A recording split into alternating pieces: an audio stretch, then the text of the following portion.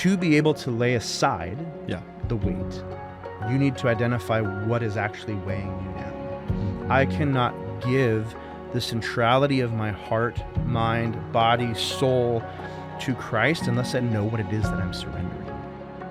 Welcome to the 423 podcast with 423 Communities, where we explore the intersection of faith, recovery, and restoration, equipping you to move from shame and addiction towards life in Christ.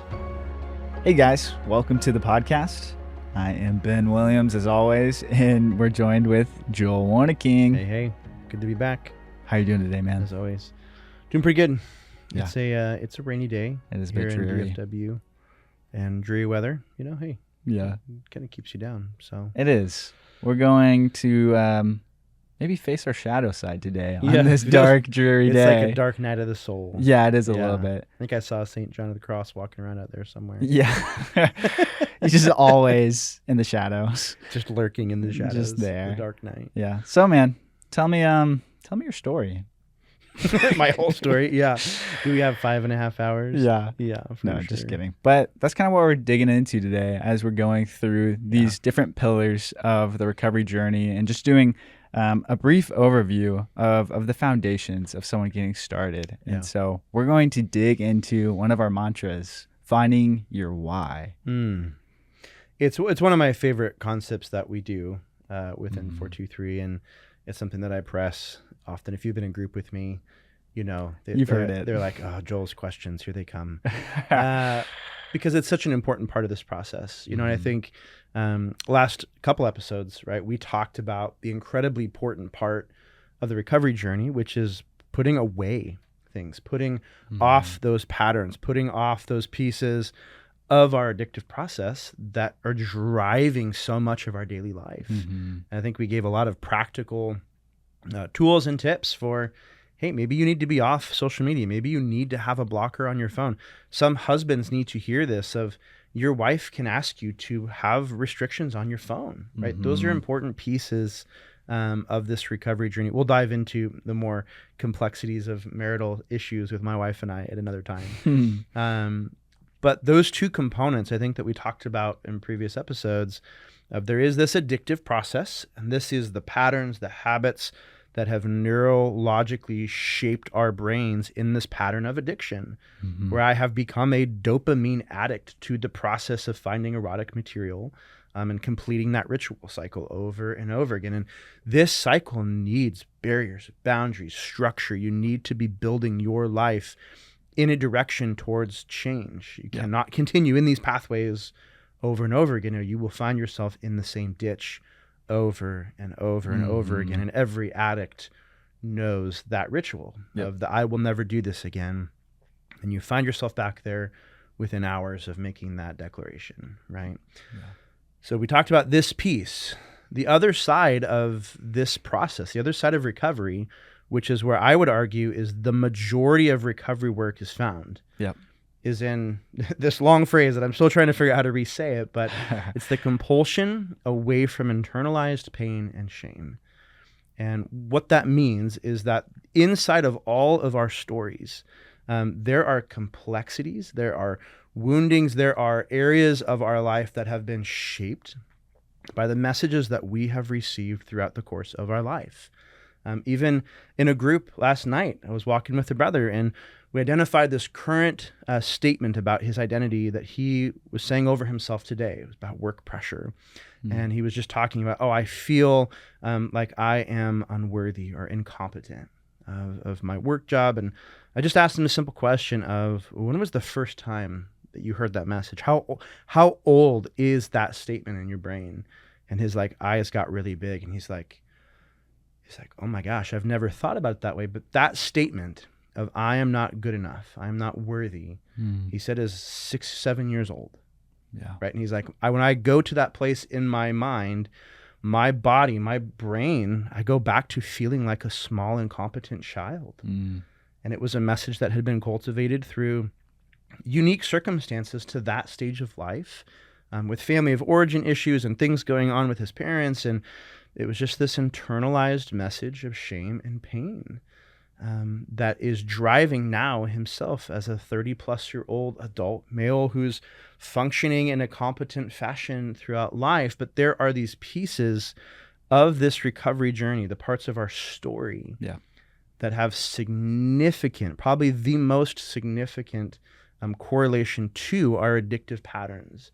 Because these addictive patterns here, these pathways that we have used to alleviate and soothe that pain, perfectly fit a lot of those elements inside of our story. And so if we do not do the story work of uncovering where those internalized messages have rooted themselves in our identity, we will continue to go back to these addictive patterns over and over again. And so it's why one of our core verses that we use, Hebrews 12:1, right, hits on some of those elements. No, totally. I mean, let's just get out of here. I think y'all can go ahead and leave now. Sorry, you put it really well. No, I'm just kidding. Yeah, Hebrews 12:1, I think, creates this dichotomy. And similar to the addictive side you're talking about, and then this compulsion away from shame and pain. And we see it whenever we're called to lay aside every weight and sin. And so I think we're really accustomed with trying to put to death sin, trying to lay that aside, put those barriers, kind of like you mentioned, putting those guardrails up. And that's conventional wisdom. And that's what we want to do to cut off these addictive habits. But then we also come to the weights. And there's some, it doesn't explicitly list out what that is in Scripture. But one could surmise that a weight is something that takes you away from looking like the person God intended you to be. And that is in the image of his Son. And so I would say these hurt, traumatized, wounded parts of ourselves that distort our identity, that warp our self-view, that change the way that we interact with God, others, and ourselves would be a weight. And so it's our job then as disciples of Jesus who are trying to overcome unwanted sexual behaviors and pornography to identify those weights that are keeping us from properly running this race in the way that we should.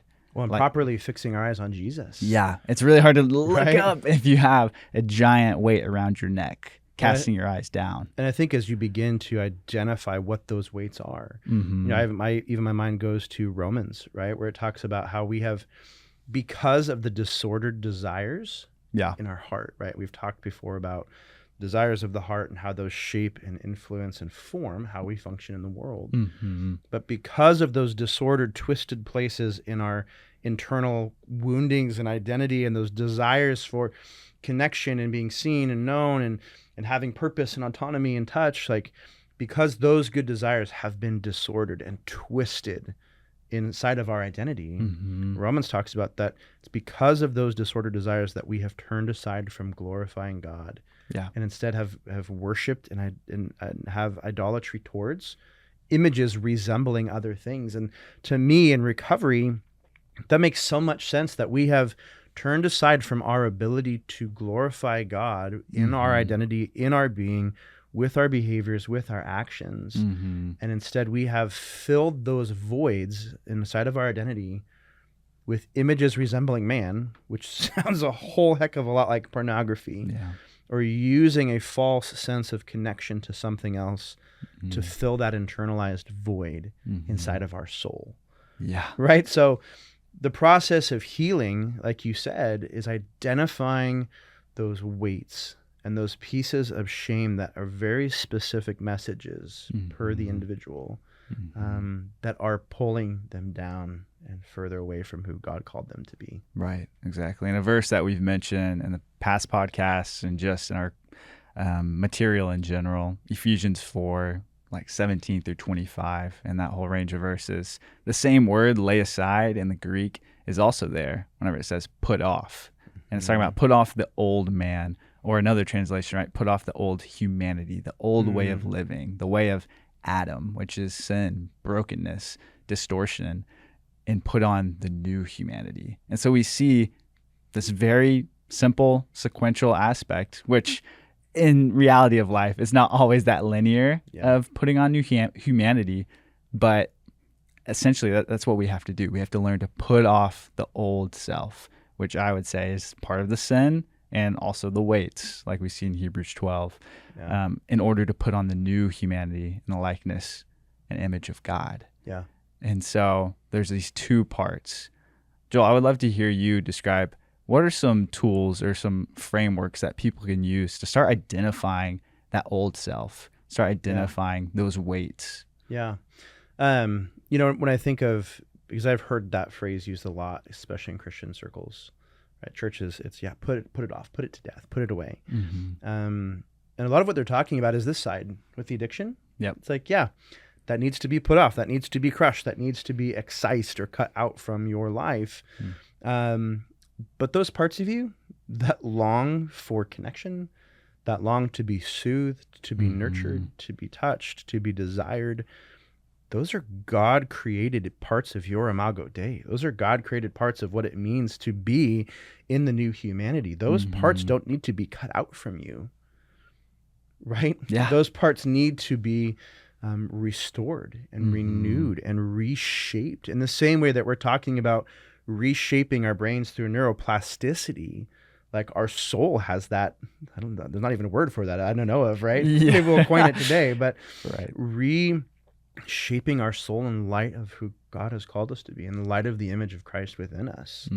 And so, yes, how do we put off the old self with its corrupted and deceitful desires without eliminating those core elements of who we are, of who we're called to be? Yeah. So you know the answer to that? That's why you're here. Okay. No.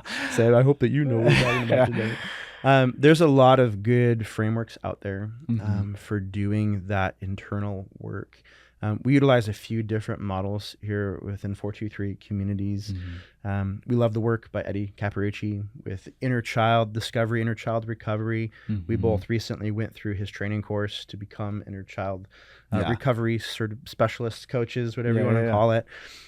We also use a very Christian biblical worldview of internal family systems. Which, if you're not familiar, you can look it up. There's a good book called Boundaries of the Soul. It's in one of our resource links.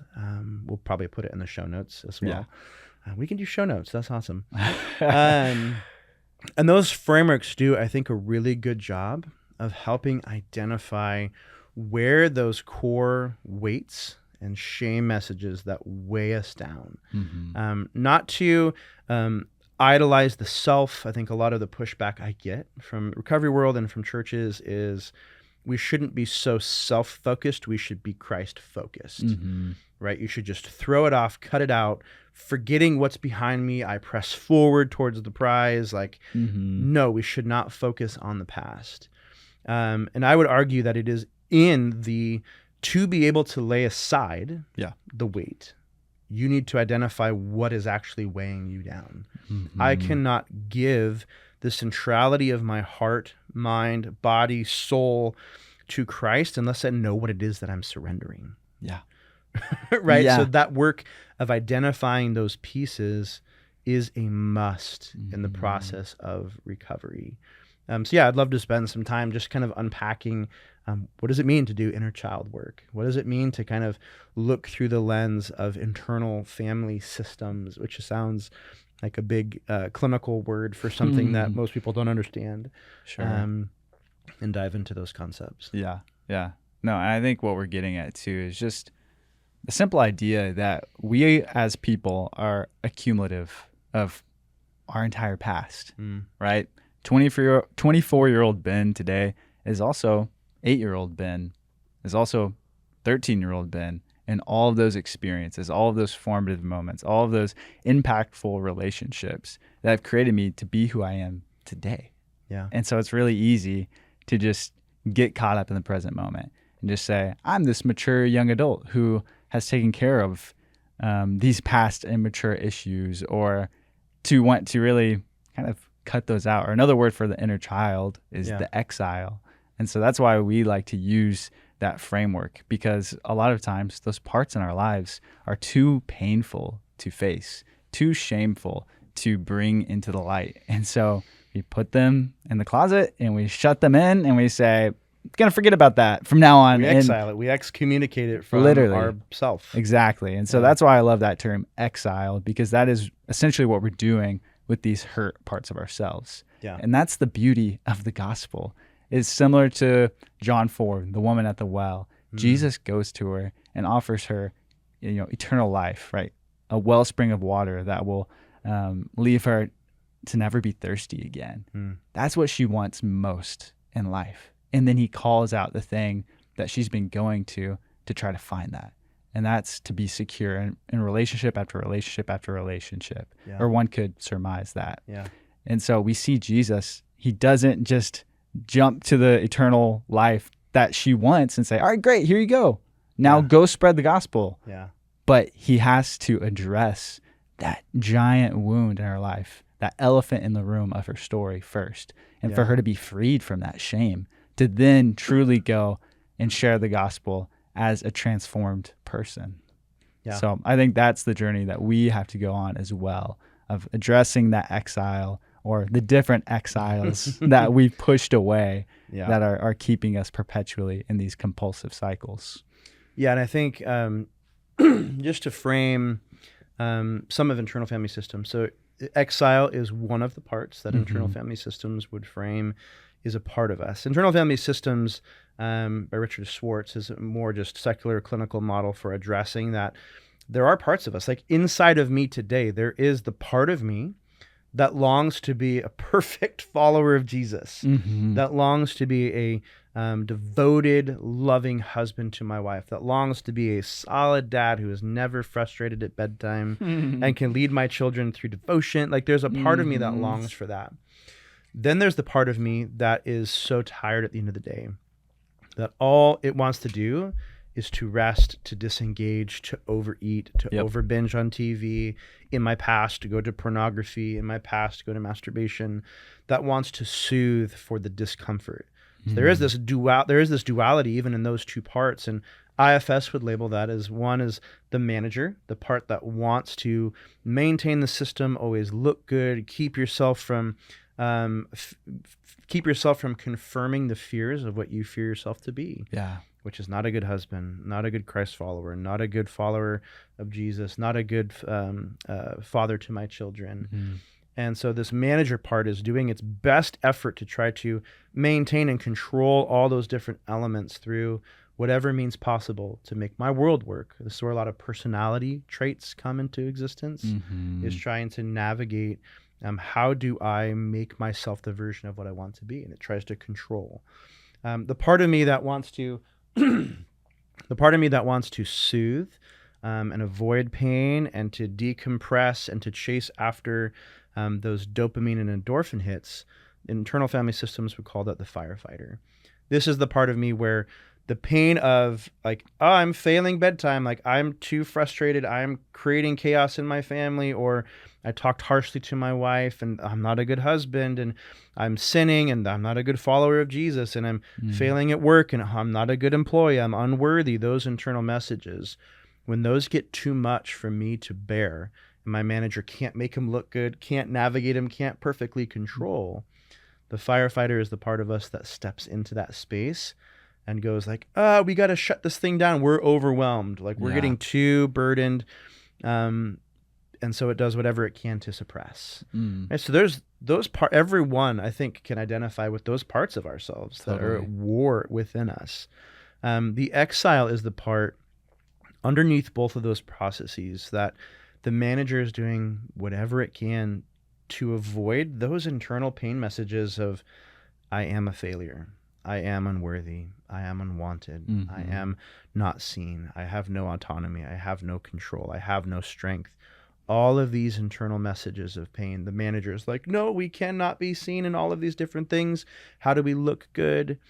And then when those messages come to the surface and it is confirmed and those things are starting to get pointed at and hit at, maybe that's a boss at work who really just knows how to degrade you and make you feel incompetent and worthless. When you can't control that messaging and the firefighter can't suppress it all the way, that exile begins to get triggered, right? And so I think maybe it'd be valuable for me to just unpack an exile in my story. That'd be awesome.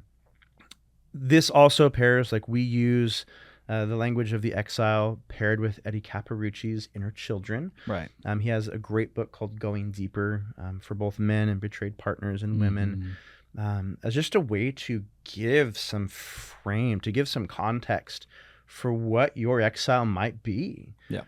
So if our goal is to take every thought captive, is to take everything and put it and surrender it to Christ, to put off the old self. Like, we need to have as much specificity as possible. And so Eddie's work has done a great job of just compartmentalizing these different inner children that reflect where it is that you have been wounded. Yeah. So it's just a way of identifying what were the core messages, the core emotional wounds that you received from your family of origin. Yeah. The way I like to think about it is almost like a personality exam, funnily enough, or like thinking about Enneagram or Myers-Briggs. Like, love tests. We love those. Yeah. But this is about your inner children that are wounded. That's great. But, it's not going to get you perfectly. It might not, summarize your story exactly right, but it's going to give you a lot more tools versus if you were just abstractly approaching your story with zero basis. And so that's why I love his work. It just really gives you tools to get started off on the right foot. Yeah, I think next season we'll have him on and we'll do a deep dive into this with the complexities and different things. And so every single person has received woundings in their life, whether you have a perfect family or a perfect family, quote unquote. There are messages, because we live in a broken world where the core of our being has been deformed by sin. Where these messages permeate our being. And so you can have a loving mom and dad and family system and church community and still have these internalized weights and shame that cling so closely to your soul. So for me, I'll go back to my earliest formed exile, where I think my first inner child was developed, my inner first wounding of the soul, I would say. Timeline is messy, so parents, I'm sorry if I got this timeline wrong. I think around 6 or 7 is when some turmoil came into our family system. And for the sake of my family, I won't go into specific details. Sure. But within that trauma, within a divorce in our family, there was just this, at a young age, seeing the pain in each person inside of our family, and seeing the anger and the shame and the depression and the anxiety and the confusion of everyone else, and seeing these big emotions. But at my young age, being really unable to process through what that meant. The message that I received was one, that my deep emotions were not worth investigating. And that messaging of, these people's response are so elevated, I don't know what's going on in me. I don't recognize the big emotions because I'm young. I'm not worth the time. And so the messaging that I picked up was that I'm unworthy of the true attention and the need for care for my wounded soul. And that means that I just need to figure out how to be okay. Which is where pornography came in to soothe for that pain. The other internal messaging that I received from that time was that I was not good enough. And I think it paired with that not being worth the time and attention for someone to pursue me, to truly see little Joel and sit down with him and walk with him through those complexities.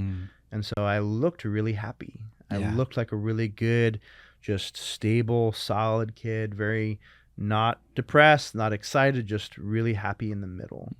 But underneath that surface was this rejection that I was worth being focused on. And so in Eddie's work, that would come across as the unwanted child.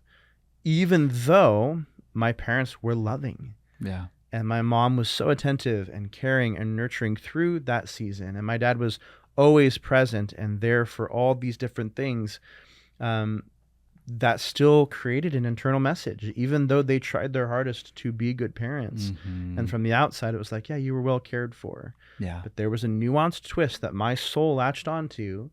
And that message perpetuated the majority of my addiction. that I feel insecure, unworthy, unwanted, unnoticed. In those different spaces growing up and feeling insecure through junior high and high school and never good enough, but looking really good on the outside. Right. And so those internalized messages created so much pain and longing for true connection, longing for being fully seen in who that I am, that the messaging that pornography gave me was this false sense of being seen, being desired, being pursued, being wanted, and all of those different areas. And so this addictive process also answered and soothed some of those core internal messages inside of my soul. And so I hope that gives you some picture of how those are formed. And that can be, if you go through his book, there's 12 or 13 types of inner children that are formed from enmeshment and religious abuse and from physical abuse and all these different forms that help define who we are today. Yeah. Thank you for sharing that, Joel. Yeah. Appreciate it a lot. I think that a lot of people, if they haven't reflected on their story, will be able to identify with you once they do. I think a lot of people would maybe hear this podcast or arrive at this framework of recovery and say, I've never been traumatized. Like, I wasn't abused. I had loving parents. And, you can come from that standpoint and almost view this as like, okay, what are we doing here? Are we just trying to drag our parents through the mud? Are we just looking and like fishing for trauma so we can be pitied and like blame everyone else around us but ourselves?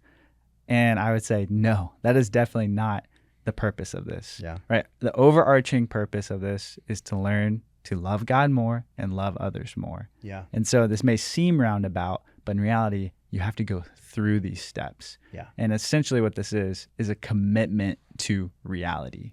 Yeah. Being brutally honest with ourselves, with the cast of characters that we grew up with. So our family, siblings, the significant figures that have the biggest impact on our life and the ways that we've been formed to see reality. It's such a commitment to staying in reality and saying, this is how I've been formed. And here are the ways that I now need to not just, be fixed and like, all right, let's get you tuned up and ready to go. The manager steps in and is like, let's be perfect. Right. Yeah. Don't jump after that. It's like, all right, now that I've identified it, it's time to never make that mistake again. Instead, it's to say, oh, wow, this part of me is like the blind beggar on the side of the road. This part of me is like the paralyzed man laying on the bed. Yeah. We need to bring these parts and cry out to Jesus on the roadside and have him come over to us and meet us in the midst of that woundedness, in the midst of that brokenness. And a lot of times that looks like I mentioned, the paralyzed man on the bed. We need friends that pick us up on that bed and lower us through the roof, literally into the presence of Jesus. Yeah. Or it looks like being the blind beggar and yelling out, and even the crowd around him saying like, be quiet, be quiet. This is like the Messiah coming. And Jesus, of course, he goes straight to him. Yeah. Because this is the heart that he's after. The ones that recognize they are sick. The ones that recognize that they are sinful and broken and need him.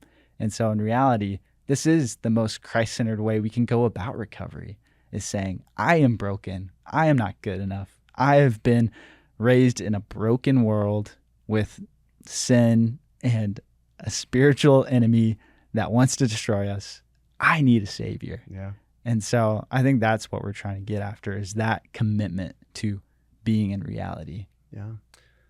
Yeah, I think there is that part of this process where you have to commit to reality at all costs. You have to be able to identify what's not true.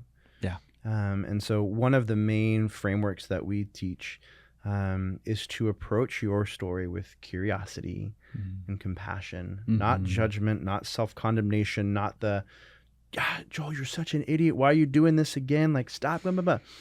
But actually turning towards, in the same way that in those parables that were not parables, but in those stories where we see Jesus turning towards the broken, or the woman who'd been bleeding for 12 years, where he stopped, turned towards, called her daughter, and like redeemed her, restored.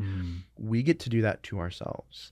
And so it's almost like you think about yourself walking down the streets in Jerusalem, and there are these parts of you that are crying out and saying, I am unwanted, I am unwanted, I am unwanted, or Mm. I'm undesirable, I'm undesirable, or even lepers in that context would be like, Right. unclean, unclean, and have to like walk around. There are Yeah. parts of your story that are crying out for attention. Mm-hmm. And I think inside of Christian faith and inside of a lot of recovery practice, it's that part needs to be silenced, needs to be gagged, bound, and thrown in the river and never seen before, because that part is causing turbulence. Mm-hmm. And so it's causing disruption. So let's shut down that voice. But rather, our response needs to be to turn towards those parts. Yeah. And for me, in my context of in prayer, in meditation, in partnership with the Holy Spirit, sitting down and revisiting little Joel, 6 years old, like the memory that I have is sitting on my bed, hearing my parents fight and feeling those messages taking root in my soul. Mm. There's a reason that those memories are still present in my being, because they are tangible physical parts in my brain that have lodged in a traumatic memory, Yeah. that have formed a part of me. So it's not just these memories need to be forgotten. It's that there's parts of your brain that need to be healed. Yeah. When we begin to approach ourselves and we open up that part of our brain, our limbic system, open up that right part of our brain and imagine the pain and imagine the moment where we're experiencing that shame in our story. And we intentionally walk back. I think Drew Boa has some great older brother coaching model. And I think that's a great imagery of that. I get to go back into that space in my story and ask the question, what is most true in this moment? What is currently true in my current reality? That no, I am not unwanted. I am deeply loved by the God of the universe, who made a way for me through Christ, who has given me his spirit within me that cries out, Abba, Father, that the core of my soul is now crying out to God in connection as a son and a friend. Infinitely wanted by the creator of the universe. That shapes everything. I am in a loving relationship with my wife and my children and my community and my coworkers. That's and good. I am wanted, pursued, desirable, and loved in the most infinite ways possible. And one day I will spend eternity sitting within a community glorifying the God who has made a way of redemption for my soul. When I can go back and help that little man answer those questions of, hey, it makes sense that you're feeling triggered. It makes sense that you felt wounded in this time, but we don't have to stay in this space. Those traumatic memories, because of the way that our bodies are formed to protect, that fight, flight, or freeze, right? The way that our brains are meant to remember, the reason our brains remember those memories is to protect us from future harm. And so we get to go back into those spaces in our memory, those core weights and shame that cling so closely, and begin to remind that space, remind that part of ourselves where we currently are. What is the current reality? And how are those pieces still being apart? And so we can heal those wounded parts of our story. And through my recovery journey, I've had to go back at 6, 7, 9, 11, 13, 14, 17, all these markers in my story that created weight and created shame that kept me from loving connection with God and others. I have had to, with curiosity of what was I feeling in that time? Why did I feel that time? How is that currently interacting in my day-to-day? In my interactions with you on a work day, how is my feeling of being unwanted interacting in our conversations, right? Being curious. And instead of just trying to manage, manipulate, and shut down, being compassionate and saying, hey, I know why you're feeling this, but that is no longer reality. We no longer have to protect ourselves in that moment, and we are safe, known, and loved. Yeah. And when I do that for myself, that's immensely healing. That's a daily practice I do now. Every morning, okay, where am I? Where is there weight and shame in my story that would keep me from connection with God and others, as well as bringing that into a room with 423 group every week and allowing those parts of me to be seen, known, witnessed, and regulated. Those parts of my brain neurologically begin to rewire and heal. My heart and my soul begin to reflect towards God and others in a healthy way, so that I can begin to run the race, lift my eyes, and see Jesus clearly in my story. That's so good. Yeah. I think for anyone listening that's like, man, I want that. We have a place for you at 423 Communities. And as we've talked about in past episodes, this is a years-long journey, most likely, a lifelong journey in reality, until we get to go back and be home with God. And so you're going to run out of energy. You're going to hit the wall and run out of endurance. And so our encouragement to you is don't do this alone, because you can't do this alone. And this journey is actually way better to go on with a community that loves you, a community that wants to help you and make you look more like Jesus along the way. And so we would invite you into that and to go to our website, to talk to one of us, talk to one of our team. If you're a man, woman, teen, really anyone in the world, we want to talk to you and make sure you have a space. So thank you so much for being here today, and we will see y'all in a few weeks. Thanks for listening. If you want to learn more about 423 Communities or get connected with us, go to 423communities.org and follow us at the links in the show notes or the description below.